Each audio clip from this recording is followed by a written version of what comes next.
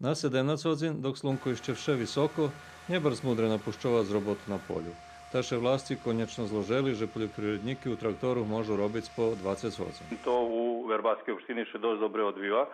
Preto bo, znači, stvarno milicija nie ruša poljoprivrednikov i za traktorami do 8, do 20 hodin môžeme, znači, da porobíme co máme. Teraz, znači, to tako uskracený čas, preto bo skoro musíme ochabiť z polja svojo i musíme skoro še rušiť z domu, bo dahto bi ostali do 9-10 hodin, že bi završili jednu parcelu, ali z ohľadom na mir i to pre koronu mi skoro prichodzíme. Sljedeća robota nam prihodzi pirskanje tih zašatih u sevo, hej, co máme posadzene. To думам, že tu bude tako problemi dok še počne naželjeno pirskanje, bo budu vitri, teraz keď dostanju i to ti miri dalje na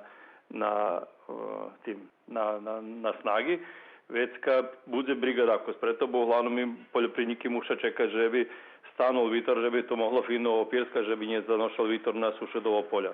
Takže uvidíme, že dokle to potraje i jak odni to ti miri odnoši, či nje bude treba za hevti miri za roboti vyberať sebe posebne dozvoli, že by sme ostali večer dluže do 9-10 hodin da robíme po noci, lebo ráno v 6 dok nje počnju vitri duc.